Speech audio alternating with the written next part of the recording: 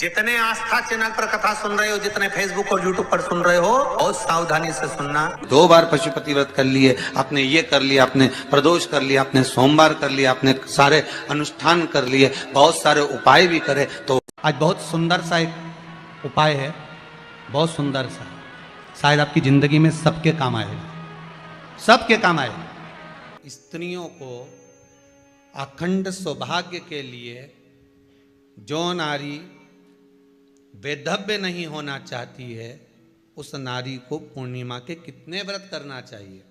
जिस नारी के यहाँ संतान नहीं हो, औलाद नहीं हो, उसको पूर्णिमा के कितने व्रत करना चाहिए।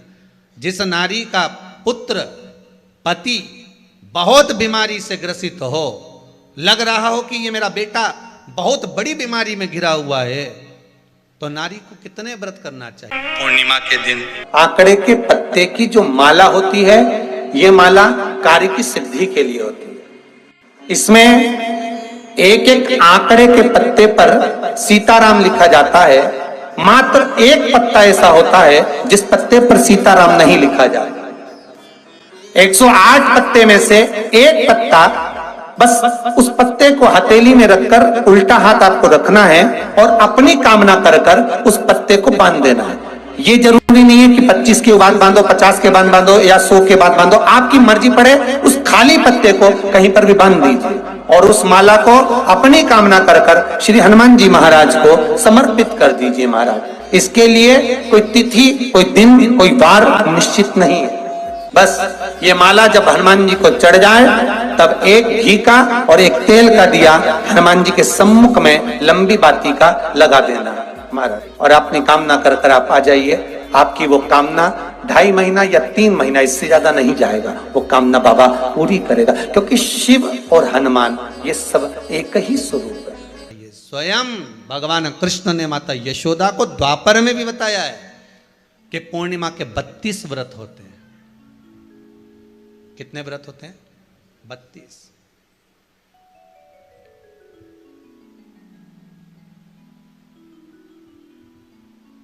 स्वयं भगवान कृष्ण यशोदा रानी को, माता यशोदा जी को भी बता रहे हैं 32 व्रत।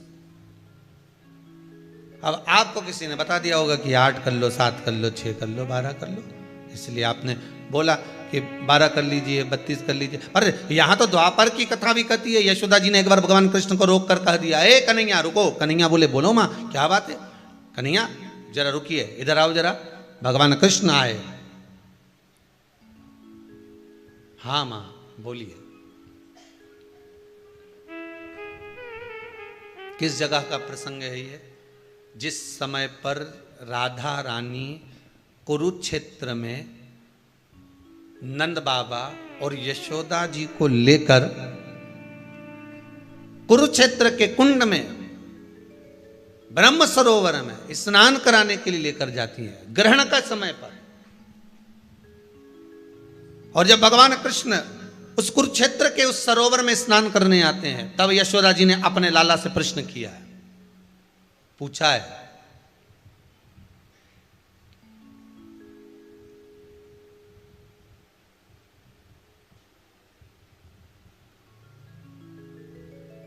कि नारी वैधव्य होकर ना मरे।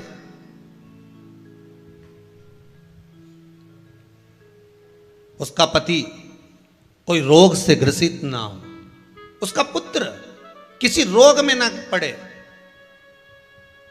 अरे भाई, कितना सुंदर संवाद लिखा है। अगर किसी माता का पुत्र मान लो किसी नशे में डूबा हुआ है, कोई नशा कर रहा है और गलत नशा है, आपको लग रहा है कि ये नशे में डूबा हुआ है, आपको लग रहा है कि ये गलत जगह पर डूब गया है, आपको लग रहा है कि मदिरापान में, मांसाहार में या अधिक गांजा आदि का जो भी नशे होते हैं, जितने भी नशे, उसमें डूब चुका है। और माँ उसको समझा रही है, तू नशे में मत डूब, तू इस काम को मत कर, तू ये गलत कर्म मत कर।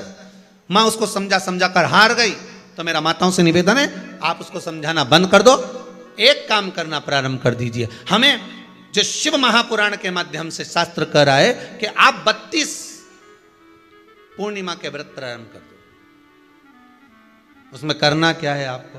केवल जिस दिन व्रत रहे, रात्रि के समय पर कोई भी मीठा, कुछ भी सामग्री आप चंद्र की रोशनी में चंद्र को अर्घ देने के बाद, पूजन करने के बाद उसको रखो, और वही सामग्री जो नशा कर रहा है उसको पूर्णिमा के दूसरे दिन उसको खिलाओ।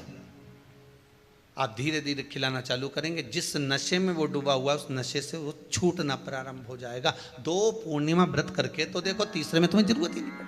धीरे धीरे आप रुक, वो छूटना प्रारंभ हो जाएगा। स्वयं भगवान कह रहे हैं, यशोदा मैया ने कन्हैया को रोक लिया कुरुक्षेत्र के उस मैदान में, और भगवान कृष्ण का दर्शन माता यशोदा जी करी। बहुत बहुत दिनों के बाद माँ को, आज माता यशोदा को लाला का दर्शन हुआ, बहुत समय के बाद, जाने के बाद, बहुत समय। महापुराण की कथा कहती है, महाराज पूर्णिमा का जो चंद्र है वो विशाल का है, और उस चंद्र की पूर्णता में हमारी अभिलाषाएं भी पूर्ण हो। आप आस्था चैनल के माध्यम से जितने लोग कथा सुन रहे हैं, फेसबुक यूट्यूब पर जितने कथा सुन रहे हैं, और कुबेरेश्वर धाम में जितने कथा सुन रहे हैं, आप में से कितने लोग हैं जो पूर्णिमा का व्रत करते हैं? जो माताएं करती हो जरा हाथ उठाइए। पूर्णिमा का व्रत जो करती है, करते हो ना आप लोग? रखिए हाथ। अब पूर्णिमा के व्रत में आपने कई बार किताब पढ़ी होगी पूर्णिमा की, या आपने व्रत किया होगा, या पूर्णिमा का व्रत आप धारण करे होगे, तो उसमें पूजन कौन से भगवान की होती है? पूर्णिमा के व्रत में किस भगवान की पूजन होती है? तो कहा पूर्णिमा के व्रत में केले के खंभ लगाकर पूर्णिमा का जो अध्यापन होता है, पूर्णिमा की जो पूजन होती है, उस पूजन में शंकर और पार्वती की पूजन की जाती है, शिव और नारायण की पूजन करी जाती है, शंकर और पार्वती का स्मरण किया जाता है। किसकी पूजन होती है? शिव पार्वती।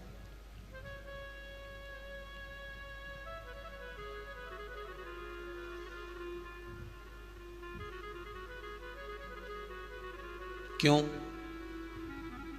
शंकर और पार्वती का पूजन क्यों करा जाता है पूर्णिमा के व्रत में? क्योंकि शिव और माता पार्वती ही केवल एक ऐसे हैं जिन्होंने अपूर्ण लक्ष्मी को भी पूर्ण बना दिया था। किसको पूर्ण बनाया है? लक्ष्मी। शरद पूर्णिमा के दिन अगर आप शंकर भगवान को एक लोटा पानी अगर शिव को समर्पित कर रहे हो, श्वेत पुष्प को रख कर शंकर जी के ऊपर सफेद फूल को चढ़ाकर अगर एक लोटा जल भी, एक पात्र जल भी शंकर को समर्पित कर रहे हो, तो ये लक्ष्मी के लिए ही तो कर रहे हो। और कौन सी लक्ष्मी? पूर्ण लक्ष्मी। पूर्ण लक्ष्मी। आपको पहले भी कथा में कहा, एक बार भगवान विष्णु के सामने लक्ष्मी मैया ने बहुत तेज स्वर में कह दिया था, नारायण, दुनिया के लोग आपका नाम जपते हैं, दुनिया के लोग नारायण नारायण कहते हैं, दुनिया के लोग आपका भजन करते हैं, पर सत्य मायने में कहूं ना तो मेरे बिना दुनिया के लोगों की नहीं चल सकती, मेरे बिना दुनिया नहीं चल सकती, संसार मेरे बिना नहीं चल सकता। भगवान विष्णु ने कहा ये तो गलत है लक्ष्मी आपका कहना।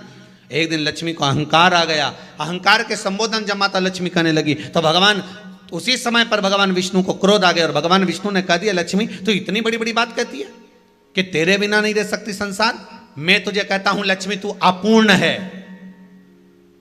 तू अपूर्ण है, तू पूर्ण कब हो गई?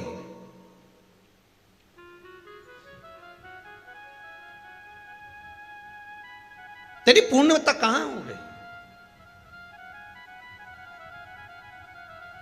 लक्ष्मी की आंख से आंसू बहने लगे। आज आपने मुझे अपूर्ण कहा है, आपको मालूम है आप मुझे अपूर्ण कह रहे हो? आपको ये ज्ञात हो रहा है आप मुझे अपूर्ण कह रहे हो? भगवान कहते हैं हाँ लक्ष्मी, मैंने तुझे अपूर्ण कहा है। अपूर्णता का मतलब आप जानते हो ना? भगवान कहते हैं लक्ष्मी मैं सब जानता हूं। लक्ष्मी रोती हुई माता सरस्वती के पास पहुंच गई। सरस्वती ने पूछा क्या बात है लक्ष्मी, क्यों रो रही हो? लक्ष्मी जी ने कहा क्या बताऊं सखी, मेरे पति ने आज मुझे अपूर्ण कह दिया है।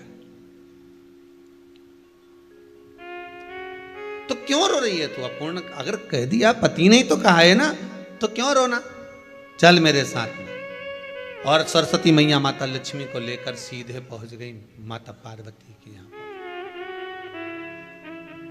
माता पार्वती के यहां जब पहुंची है, माता पार्वती ने लक्ष्मी जी को देखा और सरस्वती को देखा तो पूछा कि बात क्या है, क्या हो गया ऐसा? क्या हुआ क्या है ऐसा जो तुम दोनों आज मेरे पास में आई? क्या हुआ? पार्वती जी कुछ बोलती, शिव जी का ध्यान माता सरस्वती की ओर और लक्ष्मी की ओर गया और भगवान शंकर जान गए कि आज भगवान नारायण ने लक्ष्मी जी को अपूर्ण कहा है। अब देखें माता पार्वती क्या कर सकती है, इसको पूर्ण बनाने के लिए करेगी क्या? क्या हुआ? माता सरस्वती जी बोली लक्ष्मी को अपूर्ण कह दिया। अपूर्ण कह दिया? हाँ, तो क्या सोचना उसके लिए, इसको मैं अभी पूर्ण बना देती हूं। माता जगत जननी पार्वती ने गोदी में विराजमान गणेश जी को उठाया और उठाकर लक्ष्मी जी की गोद में दे दिया। ले लक्ष्मी, आज से तू पूर्ण हो गई। लक्ष्मी, आज से तू पूर्ण है।